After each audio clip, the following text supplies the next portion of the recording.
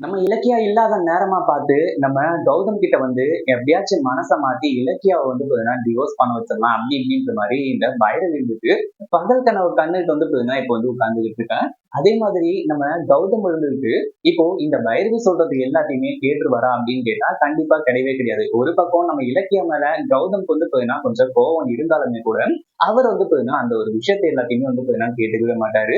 இப்போ நம்ம இலக்கியா இருந்துட்டு நேரா வந்து பார்த்தீங்கன்னா, ரேவதிய பார்க்கறதுக்காக, அதாவது எங்க ரேவதி காலையில இருந்து வந்து பார்த்தீங்கன்னா, ரேவதி அத்திய காணோம் அப்படின்னு சொல்லிட்டு அவங்க ஒரு பக்கம் வந்து தேடிட்டு இருக்காங்க. அப்படி தேடிட்டு இருக்கும்போது தான் வந்து பார்த்தீங்கன்னா, கடைசியில அவங்க காணாம போயிட்டாங்க. இந்த வீட்ட விட்டு போயிட்டாங்க அப்படின்ற ஒரு விஷயமே அவங்களுக்கு தெரிய வரப்போகுது. அதுக்கு முன்னாடி என்னவெல்லாம் நடக்குது அப்படின்னு சொல்லிட்டு பார்க்கறதுக்கு முன்னாடி, இப்பதான் நம்ம சேனலுக்கு ஃபர்ஸ்ட் டைம் வரீங்க அப்படின்னா, கீழ இருக்க சப்ஸ்கிரைப் பட்டன பிரஸ் பண்ணிக்கோங்க.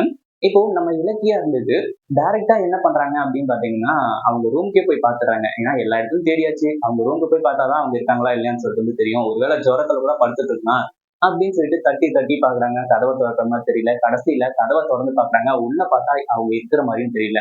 அப்படி எங்க தான் போனாங்க காலங்காத்தாலயே அப்படின்னு சொல்லிட்டு வந்து தேடிட்டு இருக்கும்போது தான், அந்த லெட்டர எடுத்து படிச்சு பார்க்குறாங்க. படிச்சு பார்த்த உடனே பயங்கர அதிர்ச்சி. அதே மாதிரி அவங்களோட செல்ஃப்ல அவங்களோட திங்ஸ் எல்லாம் இருக்கான்னு பார்த்தா, அந்த திங்ஸ் எதுவுமே வந்து பார்த்தீங்கன்னா இல்ல. அதே மாதிரி நம்ம இலக்கியா இப்படி கிச்சனுக்குள்ள போகும்போதே இந்த பைரவி வந்துட்டு நேரா வந்து பார்த்தீங்கன்னா கௌதமோட ரூமுக்கு போயிட்டாங்க. இதுதான் சரியான சந்தர்ப்பம். நம்ம போயிட்டு கௌதம் கிட்ட எல்லா உண்மையும் சொல்லிடலாம், எல்லாத்தையும் பேசிடலாம் அப்படின்னு சொல்லிட்டு வந்து பார்த்தீங்கன்னா போறாங்க.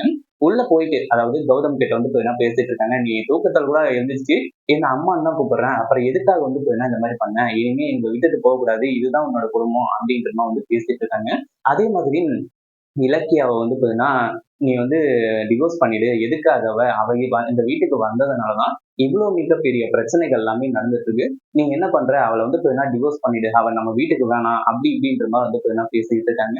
ஒரு பக்கம் இப்போ நம்ம கௌதம் வந்துட்டு, நம்ம இலக்கியா மேல வந்து கோவத்துல இருக்கிறது உண்மதான். ஆனா நம்ம பைரவி கிட்ட தெளிவா வந்து சொல்லிட்டாங்க.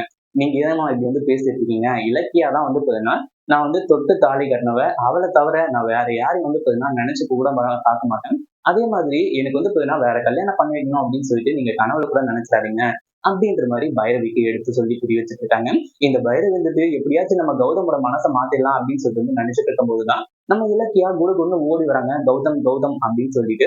"என்ன இலக்கியா எதுக்காக வந்து பார்த்தீங்கன்னா இப்படி பதறிட்டே ஓடி வர?" அப்படின்ற மாரி வந்து கேட்கும்போது, நம்ம அதாவது ரேவதி இருக்காங்க இல்லையா? அவங்க வந்து பார்த்தீங்கன்னா, இப்போ லெட்டர் எழுதி வச்சுட்டு இந்த வீட்ட விட்டு போயிட்டாங்க கௌதம் அப்படின்ற மாரி வந்து சொல்ல ஆரம்பிச்சுறாங்க. அந்த லெட்டர குடுத்து படிக்கவும் சொல்றாங்க. அந்த லெட்டர படிச்சு பார்க்கும்போது, நம்ம கௌதம்க்கு என்ன பண்றது? ஏது பண்றதுன்னு சொல்லிட்டு வந்து தெரியல. அவங்க எதுக்காக இந்த வீட்ட விட்டு போணும்?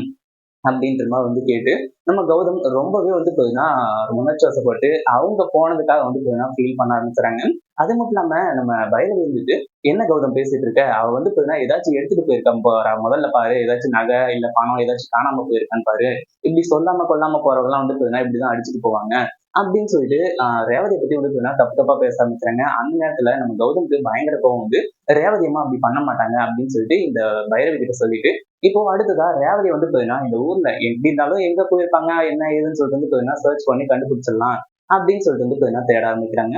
இத பத்தி நீங்க என்ன நினைக்கிறீங்க? இந்த வீடியோ பிடிச்சிருந்தா லைக் பண்ணுங்க, ஷேர் பண்ணுங்க.